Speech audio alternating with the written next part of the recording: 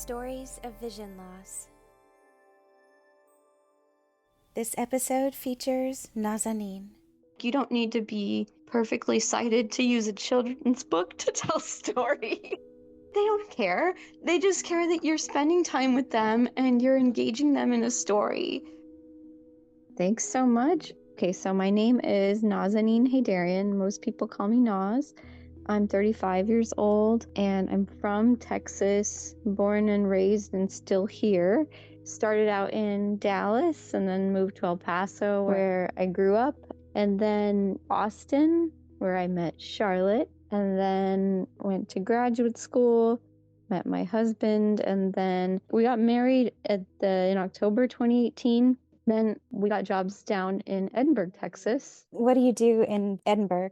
I'm an assistant professor at the School of Social Work here at the UT Rio Grande Valley.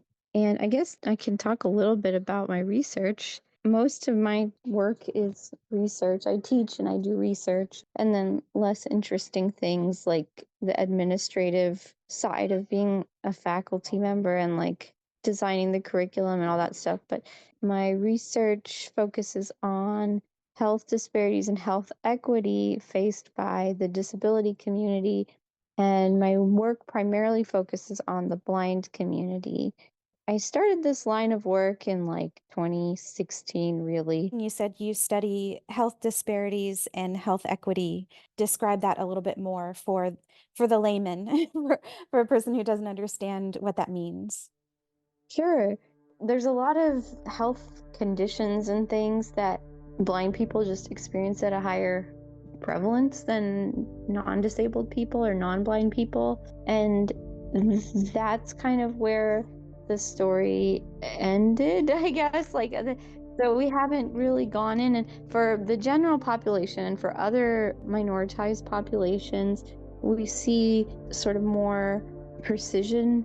Like, people are looking deeper because, of course, we're not just one identity. We're a multitude of identities, and just people are multifaceted. And so we're not, blind people aren't a monolith. So it's important to look at these differences. Like, are there differences in prevalence in diabetes, heart attack, migraine headaches, different things between blind men and blind women? It's important to look at any differences that we see by race or ethnicity so that we can just have a better idea of the public health profile, and then just know how different diseases and different interventions impact different blind folks differently, because what works for one blind person might not work for another. So that's kind of what I mean by disparities, but we're also interested in looking at the strengths from the community. So that's why I say equity as well as disparities, because it's important to address these disparities, but we also need to recognize that this is a rich community with a rich culture that's part of society. And so we would be remiss if we just assumed that they're just a bundle of needs, So that's where the equity part comes in. Can you speak a bit more to that? What are some of the things that you found are the rich pieces of this population? Mm-hmm. Well, just the more surface level things like the Braille. It's really neat that it's just there's this code, this completely tactile code for language and math and music, and now images. Just, I guess, the tactile culture, not just Braille, but also other forms of tactile expression. 3D printing. Yeah. And then using sounds and tactile information and just like everything else, basically, like using the comprehensive senses that we have left. And it depends on the person, of course. Like, we got deafblind folks as well, but just sort of using what you got to get the job done is really cool. And there's a lot you can do, like the orientation and mobility. I guess one of the major lessons I've learned from the blind community is that just putting together everything that you have to figure out to sort of solve the problem at hand, or accomplish the thing that you're trying to accomplish, whatever it is. Like, this is the goal, and then this is how we're figure out how to get to it. Yeah. the creativity of Mhm. problem solving. Mhm. I also met my best friend in graduate school, and she has type 1 diabetes, and she does research in the behavioral health side of diabetes. And then I was doing my dissertation on experiences with healthcare providers by people who are blind. And we were roommates at the time too. And so she was just as part of being roommates, it's good for me to know about some of the diabetes stuff. And so she was teaching me how to use her emergency glucagon shot, and it was just like it's a lot of information and you want to make sure you get it right because it could be like life or death or life for a very serious medical situation for somebody you care about. And so she was explaining the details and I wanted to make sure, and she's like, well, there's a picture here that's like a diagram and there's instructions and it'll show you like how to do it. And that's kind of when we both realized like, well, that's not accessible. Like this is not yeah, I mean, it's not a good idea to make something so difficult to digest for a sighted person who's in like crisis mode, first of all, let alone it's going to be totally inaccessible to somebody who needs to digest this information and act on it, who can't read the print and really discern what the diagrams are showing. So that was kind of when we both realized that there's this gap, that there's this important population, pretty sizable population of folks who are blind and have diabetes, but the literature often talks about it as like this is the situation you want to avoid as somebody with diabetes.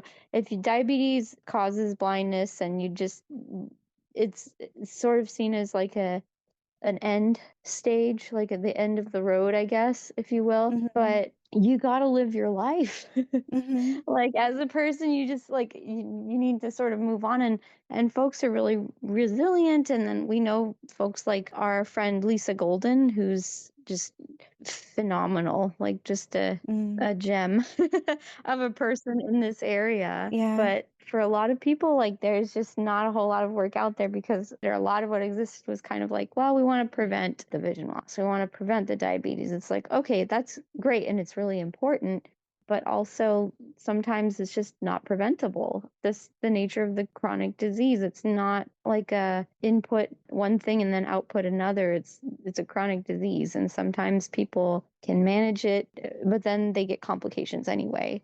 And there needs to be more done on this end of like, okay, so now you have vision loss and diabetes. How do we move forward? Mhm. So we did a study in graduate school. I just kind of rolled it into my dissertation study. And then we found that people were talking a lot about distress regarding managing their diabetes, about either the healthcare provider was really knowledgeable about diabetes or the healthcare provider was an eye specialist, so they were really knowledgeable about the vision loss aspect. But people were having trouble finding folks like Lisa, who would have the expertise in both vision loss and diabetes to help them manage their diabetes as a person who is blind or as a person with vision loss. And then we explored further and we found that a lot of these non visual strategies and things that are part of blind culture, I guess, if you will, like orientation and mobility. Even if folks said that they use like a guide dog or a white cane, if folks said that they could read Braille, these things were associated with less distress when it came to managing one's diabetes. We're continuing down that road to see like a chicken or egg situation. Like, is it the self efficacy that comes first, and then a person who already has like that self efficacy can adapt and learn the O&M and learn the Braille? Or is it some sort of effects of the Braille and the O&M that will help you be like a better problem solver that would affect your way of managing your diabetes? Or is it something else? Is it like the symbolism of the Braille and the O&M? Like, are folks, do they embrace their blindness more? And does that have something to do with how resilient they are. So we're sort of at the very beginning of this line of inquiry, which is really interesting and exciting. At this stage, we're doing a lot of learning from the community. So people who have lived experience managing their diabetes as blind folks. And we're finding that there's lots of really interesting stories out there. All you have to do is go to like the Diabetes Action Network meeting at the NFB conference, or there's an ACB list that's diabetes focused. And then you can hear all these incredible stories about individuals managing their diabetes with vision loss and thriving. So, yeah, that's a little bit about that line of research, I guess. We do know that age doesn't seem to play a role. It's not significant when we plug it into the statistics. We find that despite age, I don't remember if years with diabetes was associated with it, but age definitely was. And that was neat to see because it's like, okay, these skills would be beneficial, learned at any age. Mhm. Yeah, that's interesting that age doesn't make a difference. Hmm. It's interesting too, kind of wrapped up in your research about the distress, because if you need to go to a comprehensive blindness training center, you're going to live independently and you have to show that you can administer your own medication before you get there. Hmm. And so it's sort of a chicken egg thing again, where if you can't access your own medication, then you can't go get the training that will then in turn help with your distress. Wow. So tell me, how does vision loss fit into your story? Well, it's a big part of it. Mhm. So I don't have like a comprehensive diagnosis. It would be interesting, but I'm not like I don't really have time to pursue it. It's not really a priority right now, but I've basically been I don't know if I've been legally blind my whole life, at the very least low vision. I think I've been legally blind my whole life, but I grew up with accommodations like in school. In elementary school, I went to a public school and I got magnification things and like the old school. This was when CCTVs didn't come in color Mhm. and it was like the box TV, not like a flat screen. So I had that. I had my monocular telescope and I had my little set of desk magnifiers. And then I used a lot of like magnification. When I was in the fourth or fifth grade, they tried to teach me Braille, but it wasn't really reinforced home. So that I didn't really, I think with Braille, the parents need to be on board and you have to be practicing it. It can't just be when you're with the Braille instructor. You have to practice outside of that. And I just didn't. Like it was made available to me, but I just didn't really take advantage of it as like an 8, 9 year old. I was kind of like, why are you learn to read print? Like I don't want to do this again. Mhm. So at the time they would do, I was partially in the special education classroom and then partially with the mainstream classroom. And then I always like knew that I was different from most kids at the school, like in terms of my vision, but I never really accepted the label. I wasn't really given to me, and I didn't really take it on, the label of blindness, until graduate school, really. Like, got my accommodations in elementary school, and then my parents put me in a smaller middle school and high school where the class sizes were really small, so it was a little bit more flexible, and I kind of got by like that. And then undergrad, I got by without any accommodations or any real assistive technology, which is a shame because I probably would have had a richer experience if I had known how to use tools and things that would give me access instead of just trying to like be scrappy Mhm. and sort of mask and just try to figure things out and not really get formal accommodations. I didn't really use magnification. I would just put print really close to my face. Mm. Like through most of grad school, this is how I got through. And I mean, as a result, you just can't keep up with all the reading. Yeah, it's less efficient. Yeah, like there's no way, and especially in graduate school, like once the reading gets more, like there's just greater volumes of reading to do, like it's just not going to happen. And so I think I hit a wall when I was teaching. So in our program, we teach a research methods class, like a 1 hour lab lecture kind of class. And then I was teaching this class, and there's like 6 sections. So there were like 5 other graduate students teaching the exact same class. The professor wanted to just standardize everything. The professor who was like supervising us, he was like, everything's kind of standard. We all teach the same lessons the same way. We grade the same papers, same print papers, the same way. He wasn't very approachable. I didn't really want to, like rock the boat. I just wanted to sort of go along, and I was like, well, I'll figure this out. And I didn't. I really struggled. It was a large lecture hall of 40 students. I think they gave me the largest one too, which is like, okay, that makes zero sense. Like, Which is it that's so ironic that your parents made the distinct choice to put you in smaller classes growing up, uh-huh. and then here you are teaching these huge lecture halls. Yeah, and a university was great. Like I loved it. I loved the size. It was really walkable. So for me, it was really liberating. Like I've never driven. I had a moment where my parents, and I've heard this before from other blind folks whose parents were kind of like in denial about it a little bit, but you'll go through like driver's ed and everything. And like, I think I was like 17, and my sister and I were going through it together. And so, yeah, like it was kind of like I got through that, passed the written portion. And then it came time for the vision test. And then I was basically just like laughed out of the DMV. They're like, this is not going to happen. Like, what are you doing here? And it's like, okay, like, I guess Wow. this is what it is. And so then hold on. Yeah, let me start off the baby. You Hey, have your kiddo. you have your baby. Yeah. Yeah. Yeah.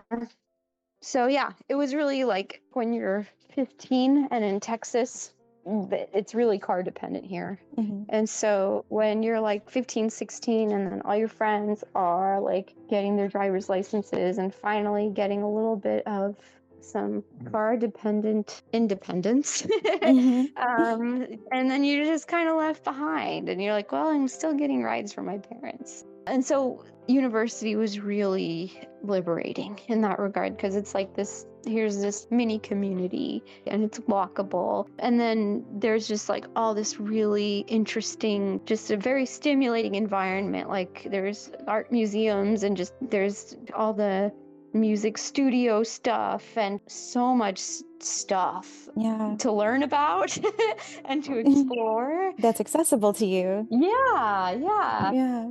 And so it was very exciting. And I knew pretty early on that I wanted to be an academic, because I was like, this is amazing. Like I want to do this for the rest of my life. Like, so yeah. Yeah. So you took driver's education, and did you, Uh-huh. even though your parents were in denial, did you know deep down like this isn't going to happen, or did you hope? No, I was like, I'll figure it out. Like, I don't know. I was like, we'll see if we can. I've always I can thought do like, anything. yeah, I think, and I still do think, sighted people are a little bit too dependent on their sight. Like, they think you need more sight than you actually do to do most things. Hmm. And I still believe that for a lot of things.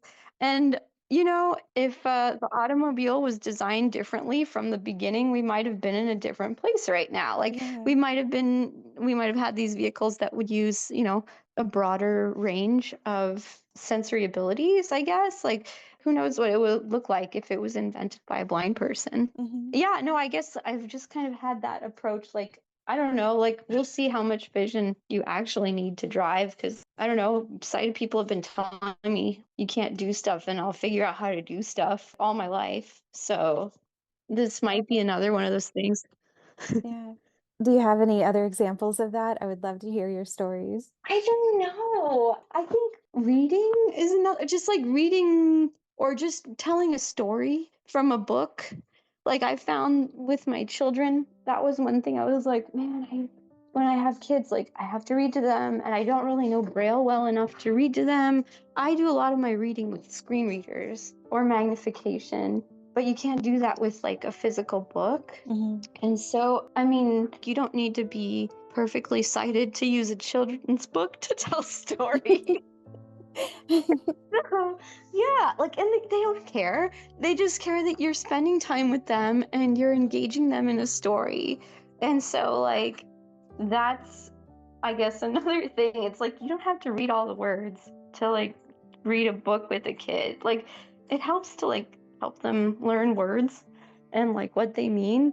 Uh, but Mhm. like, as far as, I can do that in other ways with bigger print. And they have sighted teachers and family members to teach them that stuff too. But I guess that's another example. And the cool thing is, and sometimes she likes my story better than the actual story. Like, she's had it where like she's had me read a book, and so I'll come up with a story, and that's just the story I tell when I see those pictures. And then she'll ask her dad to read it, and then he'll read the actual words, and she'll be like, "No, you're not reading it right, Dad. Like, you what about the other story?" And I'm like, "Oh." Yeah. That's cute. Yeah. So are there any other parenting tips and tricks or things you've come across along the way? hmm I think my main thing is just letting go of trying to mask as a sighted parent. When it comes to doing what I need to do to make sure my kids are getting what they need or making sure that they're safe, like, it doesn't matter what I look like to other parents. Mhm. Like, I was concerned when I would take my kid, my oldest, to the park when she was like a year and a half. And for me, that was a tough age, like that between like the 1 to 2 year mark where she's like just getting more mobile, but she's still so quiet. Mm. She doesn't stomp around as much, so it was hard to hear.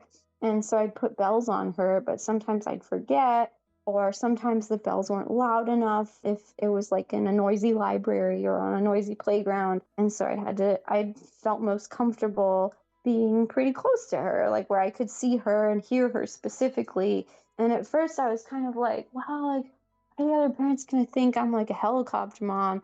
And then I realized, I was like, well, first of all, she's not even two. So if you think I'm a helicopter mom, that's kind of not my problem. Like, she's, you And that know, might be good under 2.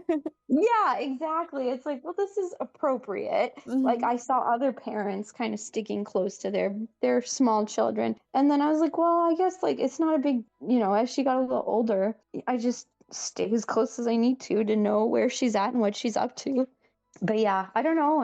As she grows, I learn what works for me. And one of the mentors I met in graduate school, she's a blind mom. So it was really nice to, not only was she sort of like a model in academia, and I ended up learning a lot about non-visual classroom management things that she used and different things that really helped me as an instructor, but also sort of on the more personal level. I mean, she connected me with the NFB, which was huge, but also learn, just kind of get plugged in really quickly with the blind community and just learn a lot. So she introduced me to, like, there's like a Facebook group for blind moms, and I think there's probably an email list of blind parents from the NFB. There's lots of resources Yeah. out there. Yeah, and finding that mentor is invaluable. Yeah. Well, great. I love it. Those are really good tips, and I'm sure things that a lot of people out there can connect to and that resonates with them, I'm sure. Yay. Yeah. It's so funny how you're like, I think I've been legally blind my whole life. hmm I know. I really don't know because I just, it's hard to know. You just are. As a child, you're just you. And then you learn all these labels later. So when other people aren't using them, you're just you. Yeah, exactly. Yeah, there was a moment in, it was like the special education classroom, and there was a teacher for like a blind visually impaired students, and she was like, she had some goggles, and I was like, oh, what are those? And she's like, these are goggles to like help us see how you see. As a child, and I didn't really have the words for it, but I understood. I was like, what? Like, this makes zero sense because in order to see what I see, you need the context, you need the framework of my life experiences, which you don't have. You don't have the experience of constantly adapting to living in a sight-centric world as somebody with less vision than, and I hate to call my vision less, like, I never, and that's completely valid. Like, some folks, I think it's fine for folks to say like vision loss or like less vision or whatever. Like, sometimes I'll use terms like less vision or worse vision just to sort of get along with people. But at the core, I don't believe it, Charlotte. Like, I think I have a perfectly legitimate visual experience. Hmm. This is all I've known all my life.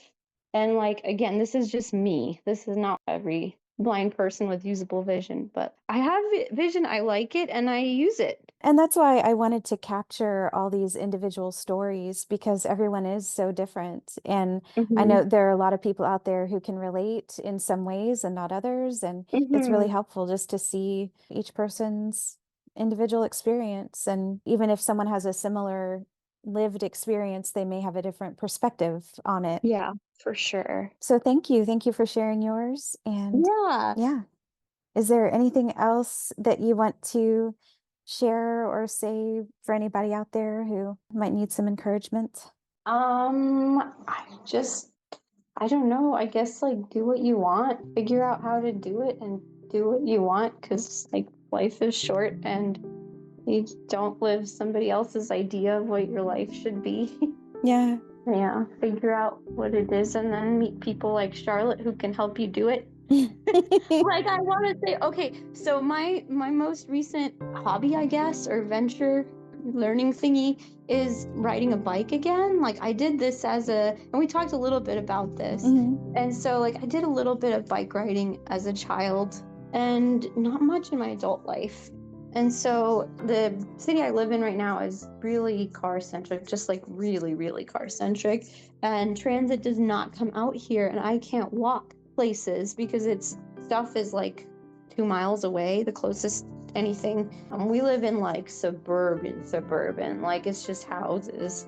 And so I got a bike finally, and I was kind of like, is it safe? Is this something I can do? And so my husband's really encouraging. So I guess that's another thing, like surround yourself with encouraging, supportive people. And he's helped me scope out a route that I felt safe and comfortable riding.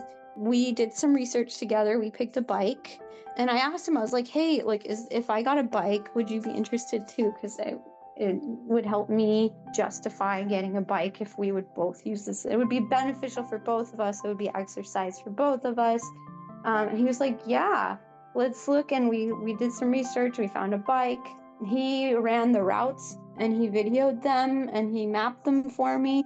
And then we talked about them together. And then I ran the route on my own I guess last Saturday, and it was fine. It didn't feel any more dangerous than walking because I found that I took it slow because I was like, well, we'll see what I can see from up there on the saddle.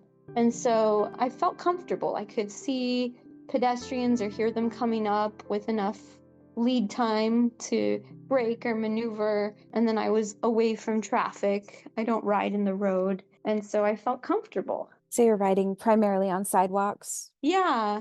And then I asked you, I was like, hey, Charlotte, I'm doing this thing. Like, it's nice to have people who aren't like, because I have had a few people I've told, I'm like, I got a bike. And they're like, you can ride a bike. And I was like, uh, yeah. Next question. Like, It's like, but you use a cane. How can you ride a bike and use a cane? I know, you gotta have an extra long cane. No, Yeah. these are all tools and you use them when you need them. Like, so yeah, like we're figuring that one out as we go. But it's nice when you tell people, you're like, hey, I'm doing this thing. Like, what are your thoughts? Or like, what do you know about like technology or that could possibly make this safer, easier, more fun? And so it's nice to be able to go beyond the like, wait, you can do this conversation to like, okay, like, let's figure out how you can do this. So yeah. Yeah, and so in just figuring out that one problem of how am I going to ride this bicycle, you've figured out familiar routes, sidewalks that are comfortable. I'm assuming a certain speed. Yeah, a certain speed and then lots of practice because it's kind of true what they say, like about learning to ride a bicycle. It's like that's kind of the classic. Oh, it's like learning to ride a bike. Like you learn it once and then you try it years later and you can ride a bike. As a classic example of, oh, if you learn this thing now, it's you permanently have learned this skill. It's kind of true, I found. I was away from it long enough to where I was like, oh man, this is a real balance challenge at first. So for the first week, I just rode it in the neighborhood, like the very familiar neighborhood Mhm. where there's barely any cars. The cars go very slowly. So starting out with the baby steps and then just, yeah, keeping it a speed comfortable. And speaking of baby steps, are you carrying your kiddos along with bike rides with you and your husband? Not yet. Yeah. So we're not quite that comfortable yet, but I hope so soon. I really think it would be fun to do family rides. Yeah, because they're not old enough yet to ride themselves, right? Right, yeah. No, Rosie's got like a little push bike that she's gotten more interested in now that we have our bike and we've been riding it, so she's been learning. Hmm. And then Vita's too small to ride, and if we wanted to take her anywhere, we'd have to get like a trailer, like a bike trailer, and then put the car seat in the bike trailer. But that would be a little bit tricky. We're not quite at that level yet, but hopefully soon. Yeah. Well, enjoy it and fill me in on any good tech that you find that's helpful. Thanks, Leo. Yeah. And enjoy your evening with your family. Thank you. Have a great evening too, Charlotte. Yeah, you too. Thank you so much for doing this. Yeah. All right. Take All right. care. Okay, talk to you later. Bye. Bye. A big thank you to Naz for sharing your story. We'll share information in our show notes for the American Council of the Blind Diabetics in Action. Thank you to MJ Jefferson for our production and creative partnership. If you'd like to support this podcast, you can buy us a coffee by visiting the website buymeacoffee.com/storiesofvisionloss. And thank you for listening.